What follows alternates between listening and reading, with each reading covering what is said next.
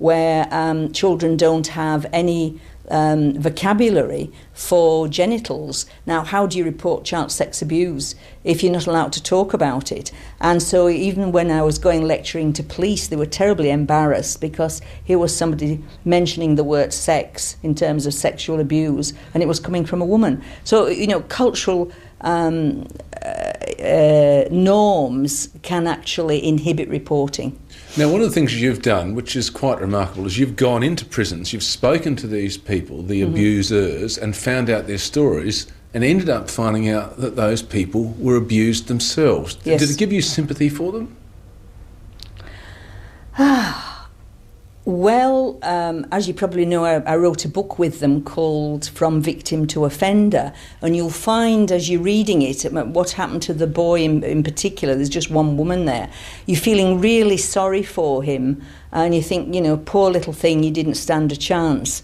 And then he makes that transition and becomes an offender, and you hate what he's doing just as much as you hated the people doing it to him. It's a difficult situation because I actually support selected ex-prisoners on parole who've undertaken what they call chemical castration, but is really hormonal treatment, where they have made every attempt to change their behaviour, but they have no family. They've lost their family as a result of the behaviour. And of course, prison treatment programmes realise that if they are unsupported and denigrated and lonely and isolated, they're much more likely to reoffend. So you have to overcome your inhibitions and provide a level of support, but you don't have to like them. So what would you say to someone, as a parent of young children like myself? I've got a couple of young children. What should I do? How careful should I be? Well, you start out when your children are young by teaching them the correct names for all their body parts so that they can talk to you if they are worried about something. And never have secrets with them? Is that what you should also do? Yes. Try to get the message through that we don't keep secrets. Preferably have a no secrets policy in the family, and if you get babysitters in, discreetly let them know that you don't have secrets too, because we found quite a lot of children were sexually abused initially by babysitters, believe it or not. 10% in our sample of about 380 in New Zealand. These are children under the age of 8. Okay. So get that message over. We only keep good surprises. We don't keep secrets. But of course, a perpetrator may not refer to the word secret, may just use a threat. You know, if you tell, terrible things will happen to you.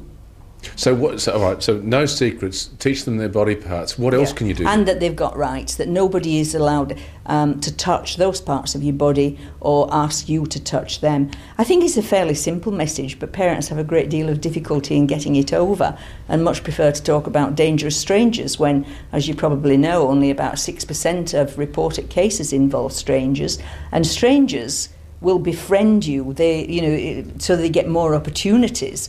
Not just a one-off offence. Well, finally, I know a couple of years ago your work was finally recognised. You were named the Senior Australian of the Year. Now, that was 6 years ago.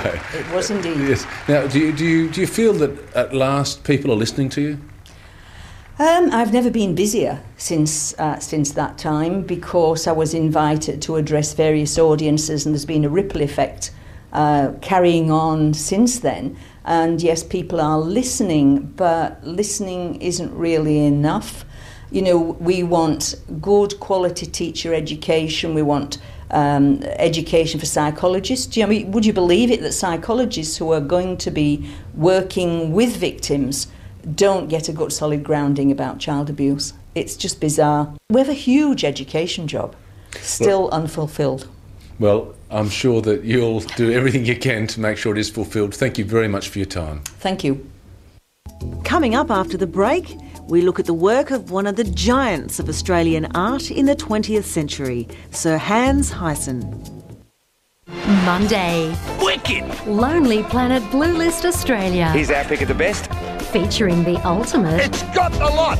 All-time greatest. The Crusher and the Cutter. Aussie travel experiences. You can see why they call it the Red Centre! A goldmine of home